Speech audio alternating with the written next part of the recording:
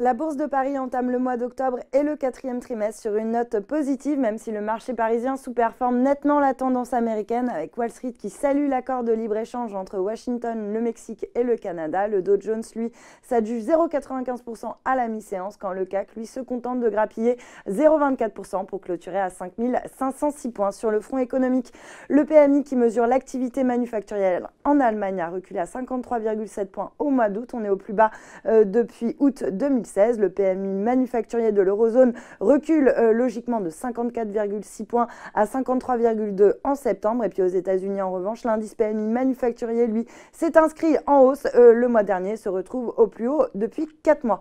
Côté valeur, Capgemini signe la meilleure performance sur le CAC, alors que Goldman Sachs a intégré le titre dans sa liste de valeurs préférées. Le broker juge que la récente sous-performance de l'action constitue un bon point d'entrée. Goldman Sachs qui confirme d'ailleurs sa recommandation à l'achat pour viser 145 €, soit un potentiel de hausse de près de 34% par rapport au cours de clôture de vendredi dernier. Et puis le secteur des semi-conducteurs est également bien orienté, soutenu par les commentaires positifs d'Intel, le numéro 1 mondial des puces, qui a confirmé son objectif 2018. Soitec gagne 3,52%, tandis que ST Microelectronics s'adjuge de 23%. Et puis sur le CAC, Danone profite d'une note de Morgan Stanley qui ajuste son cours cible de 80 à 79 €. A l'inverse, le secteur automobile, lui, est mal orienté, en cause le mois de septembre qualifié de morose pour les concessionnaires. Les immatriculations de voitures neuves ont en effet chuté de 12,8% après un mois d'août record lié à une anticipation des ventes. Et puis sur le SBF 120, Trigano, le spécialiste des camping-cars, profite de rachats à bon compte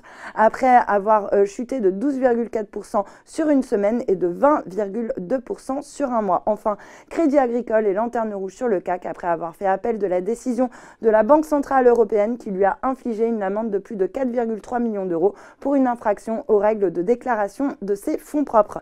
Voilà, c'est tout pour ce soir, mais n'oubliez pas, toute l'actu éco et finance est sur Boursorama.